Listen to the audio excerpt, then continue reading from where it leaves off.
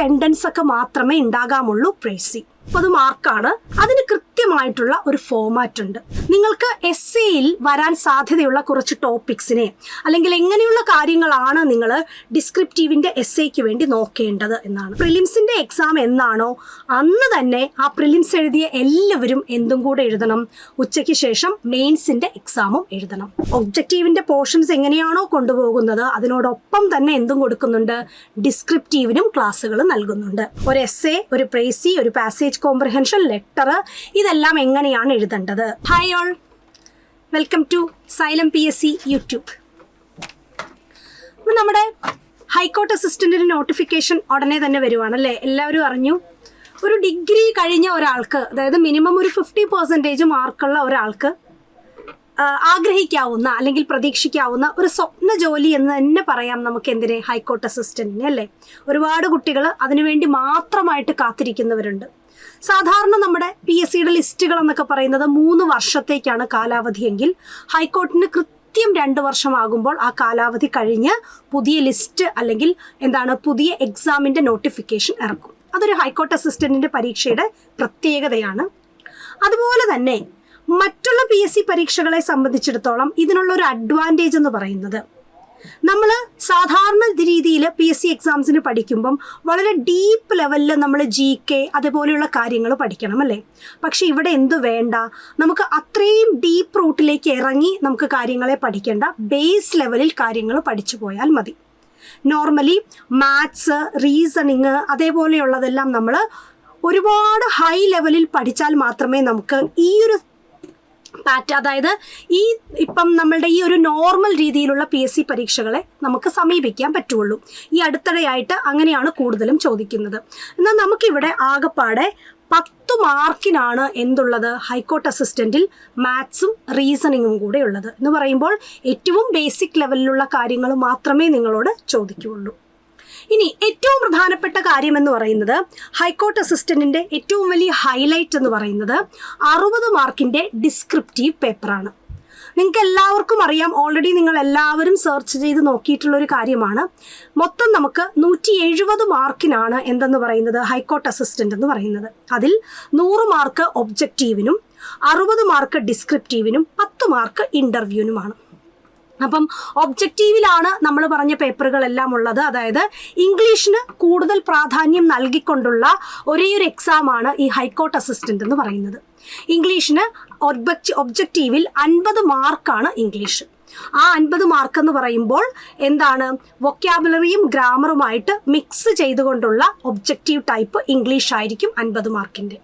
ഇതിലെടുത്തു പറയാനുള്ള കാര്യം, വൊക്കാബുലറിയിൽ legal terminology ആയിരിക്കും കൂടുതലും ചോദിക്കുന്നത്. അതായത് നമുക്ക് സിനോണിം ആണെങ്കിലും അല്ലെങ്കിൽ ഇഡിയം ആണെങ്കിലും ഒക്കെ ലീഗൽ ടെർമിനോളജീസിന് കൂടുതൽ പ്രാധാന്യം കൊടുക്കും. അപ്പോൾ അത് കൂടുതൽ കോൺസെൻട്രേറ്റ് ചെയ്ത് വേണം നമ്മൾ എന്ത് ചെയ്യാൻ, നമ്മൾ വൊക്കാബുലറി പഠിക്കാൻ.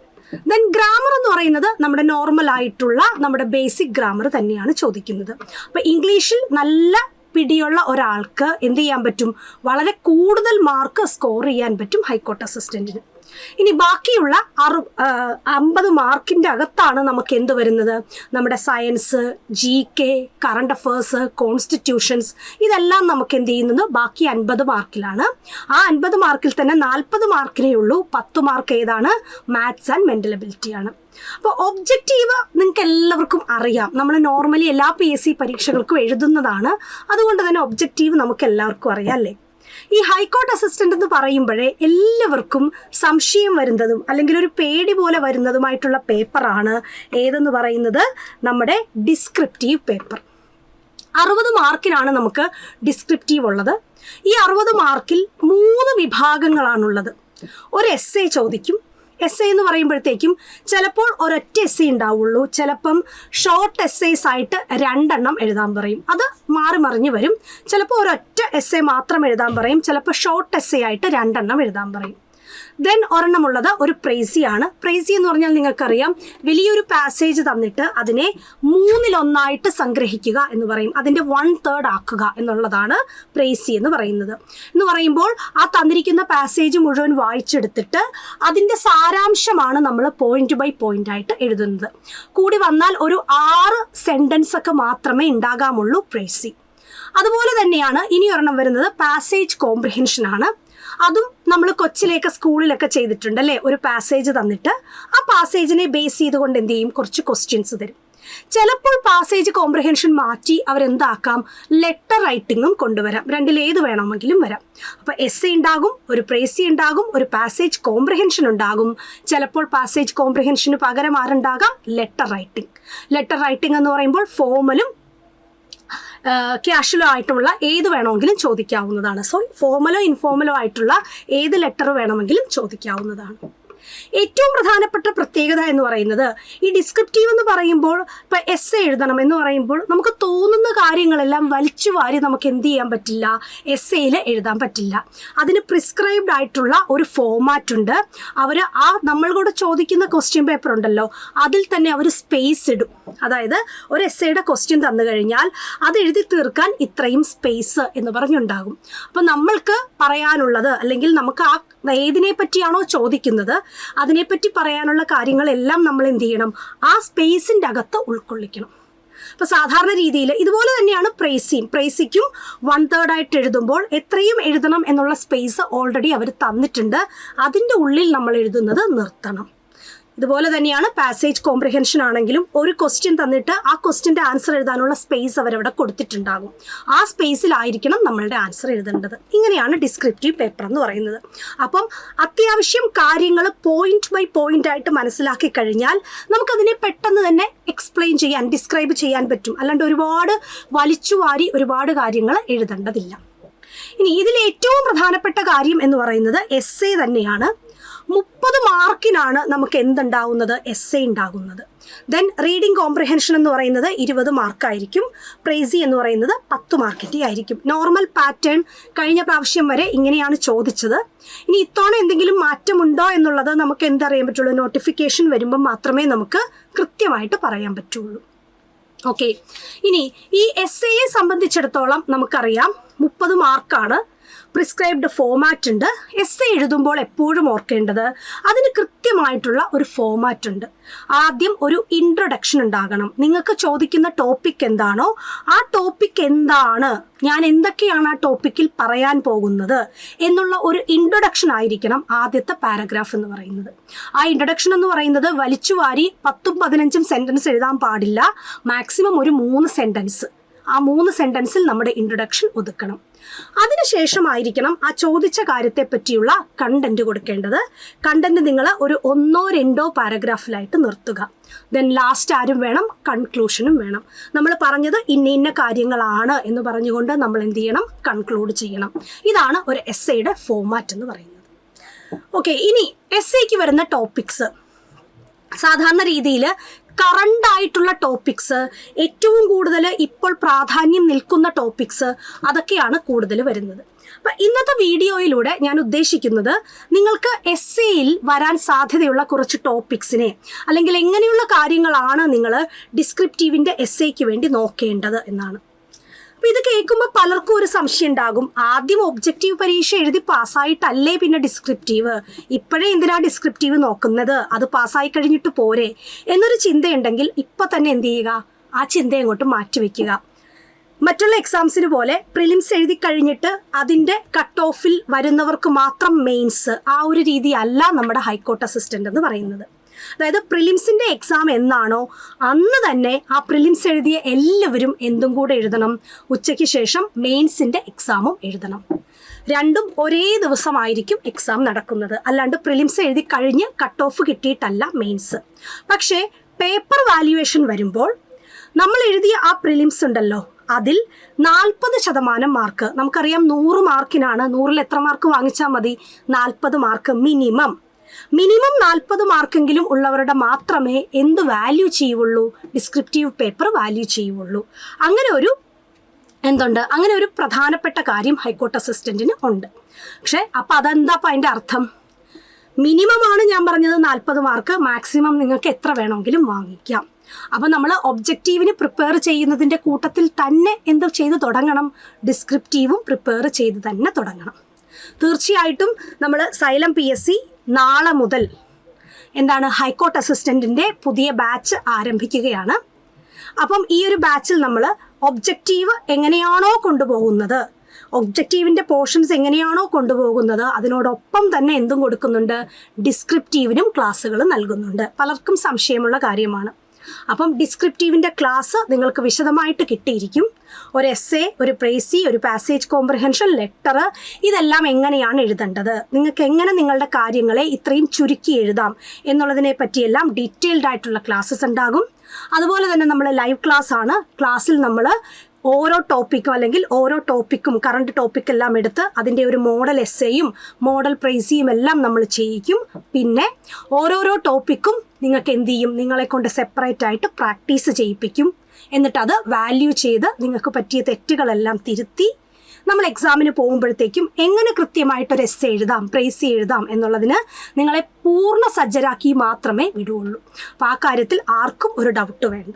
ഓക്കെ, അപ്പോൾ ഇന്നത്തെ നമ്മുടെ വീഡിയോയുടെ പ്രധാനപ്പെട്ട ഉദ്ദേശം എന്ന് പറയുന്നത് എസ്സേക്ക് വരാൻ സാധ്യതയുള്ള കുറച്ച് ടോപ്പിക്സിനെ നിങ്ങൾക്ക് പരിചയപ്പെടുത്തുക എന്നുള്ളത് മാത്രമാണ്.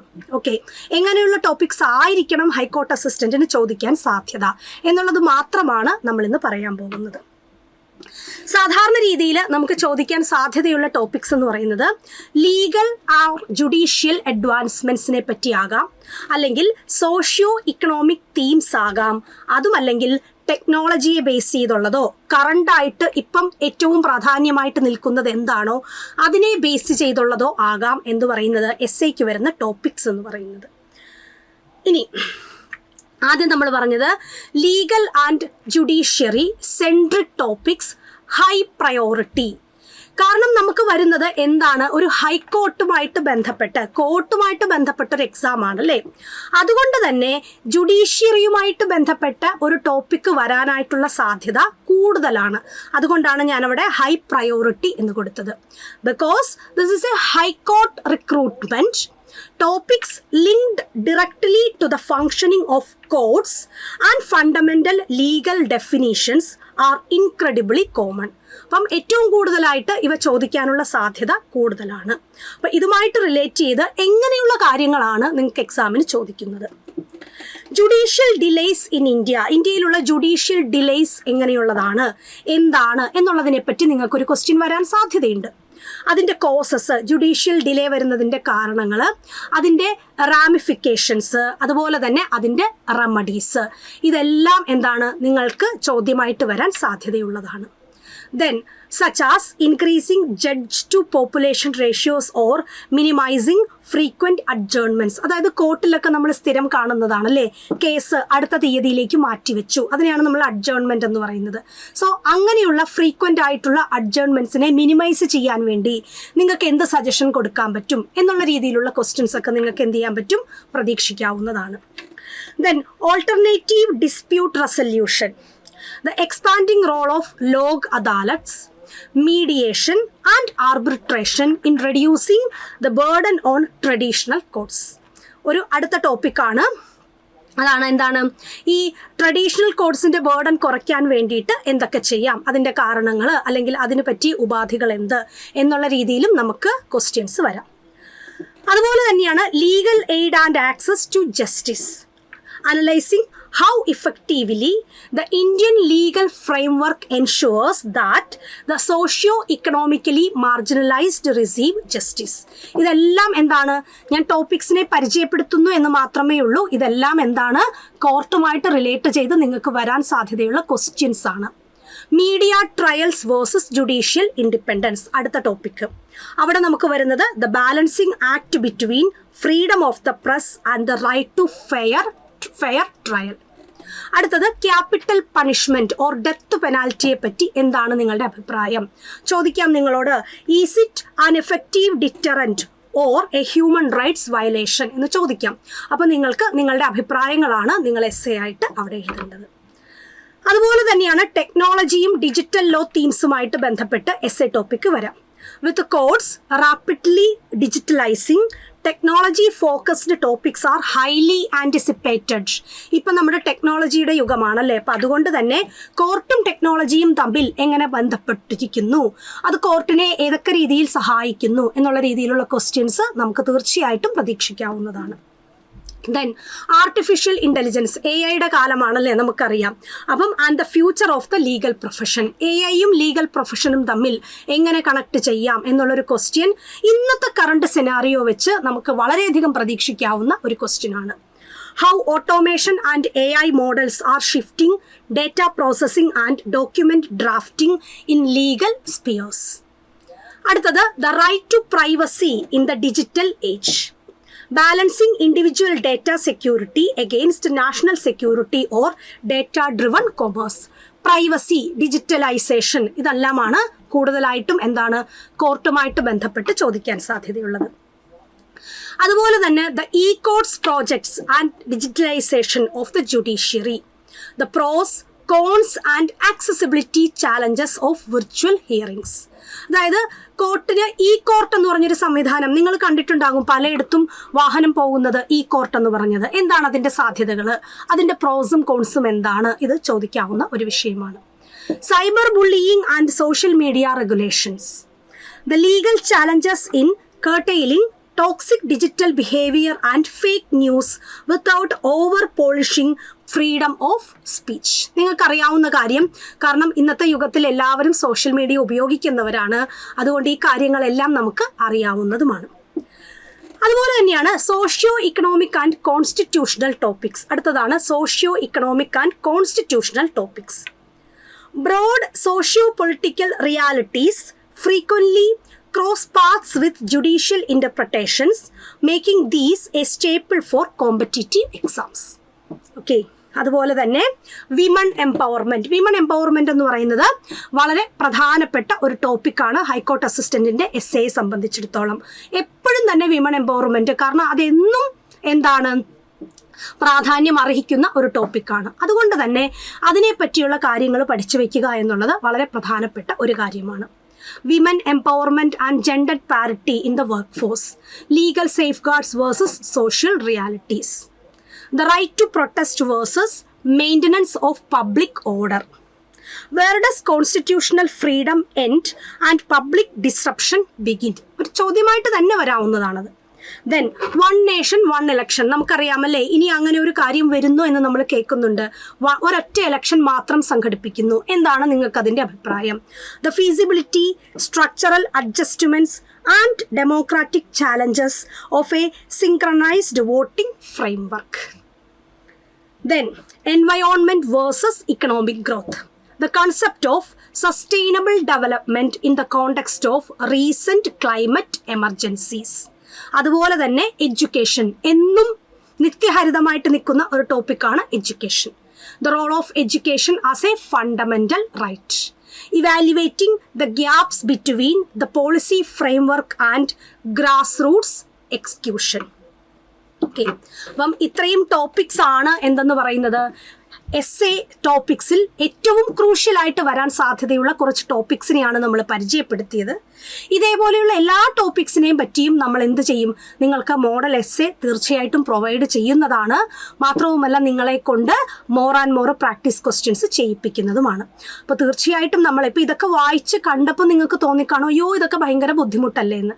കുറച്ച് ബുദ്ധിമുട്ടുണ്ട്, ഇല്ല എന്ന് പറയുന്നില്ല, പക്ഷെ നമുക്ക് ഈസിലി ഹാൻഡിൽ ചെയ്യാൻ പറ്റുന്ന കാര്യങ്ങളാണ്. കാരണം ഞാൻ പറഞ്ഞു പ്രിസ്ക്രൈബ്ഡ് ആയിട്ടുള്ളൊരു ഫോർമാറ്റിലാണ് നമുക്ക് എഴുതേണ്ടത്. അപ്പോൾ അതുകൊണ്ട് തന്നെ വലിച്ചു വാരി എഴുതണ്ട, നമ്മൾ പോയിന്റ്സ് ഓർത്തിരുന്നിട്ട് അതിനെ ഒന്ന് ഡെവലപ്പ് ചെയ്ത് ഒരു 5-6 സെൻറ്റൻസ് ആക്കുക എന്നുള്ളത് മാത്രമേ ഉള്ളൂ. പക്ഷെ അതെല്ലാം പോയിന്റ് ആയിരിക്കണം, വാലിഡ് ആയിരിക്കണം, പിന്നെ അതുപോലെ തന്നെ ഹാൻഡ് റൈറ്റിംഗ് ലെജിബിൾ ആയിരിക്കുക, അങ്ങനെയുള്ള കാര്യങ്ങളൊക്കെയാണ് ശ്രദ്ധിക്കേണ്ടത്. ഓക്കെ, അപ്പം ഞാൻ പറഞ്ഞു എന്താണ് ഹൈക്കോർട്ട് അസിസ്റ്റൻ്റ് എക്സാം നോട്ടിഫിക്കേഷൻ വരുന്നതേ ഉള്ളൂ. പിന്നെ എല്ലാവർക്കും വളരെ സംശയമുള്ളൊരു കാര്യമുണ്ട്, ഇതിന് വേക്കൻസീസ് കുറവാണ് എന്നൊരു സംശയം പലരും പറയുന്നത് കേട്ടിട്ടുണ്ട്. വേക്കൻസീസ് തീരെ കുറവാണ് എന്നുള്ള രീതിയിൽ അതിനെപ്പറ്റി ഓർത്ത് നിങ്ങൾ ഒരിക്കലും വറി ചെയ്യേണ്ട കാര്യമില്ല. കാരണം ഹൈക്കോർട്ട് അസിസ്റ്റൻ്റ് എക്സാമിൻ്റെ ജസ്റ്റ് ഒരു ഇവാലുവേഷൻ നോക്കിക്കഴിഞ്ഞാൽ നമുക്കറിയാം 2024 ലാസ്റ്റ് ഹൈക്കോർട്ട് അസിസ്റ്റൻ്റിൻ്റെ എക്സാം നടന്നത്. അപ്പോഴത്തേക്കും വേക്കൻസി അന്ന് നോട്ടിഫിക്കേഷൻ വന്നപ്പോൾ വേക്കൻസി അവർ റിപ്പോർട്ട് ചെയ്തത് 41 പക്ഷേ ഇപ്പം ഏകദേശം 85 മുകളിൽ എന്ത് വന്നിട്ടുണ്ട്, അഡ്വൈസ് മെമ്മോ അതായത് നിയമനം വന്നിട്ടുണ്ട്. അപ്പം 41 വേക്കൻസി എന്ന് പറയുന്നത് അവർ ആൻറ്റിസിപ്പേറ്റഡ് വേക്കൻസി ആണ്. ഏകദേശം 85+ ആയിട്ടുണ്ട് എന്താ നിയമനം എന്ന് പറയുന്നത്.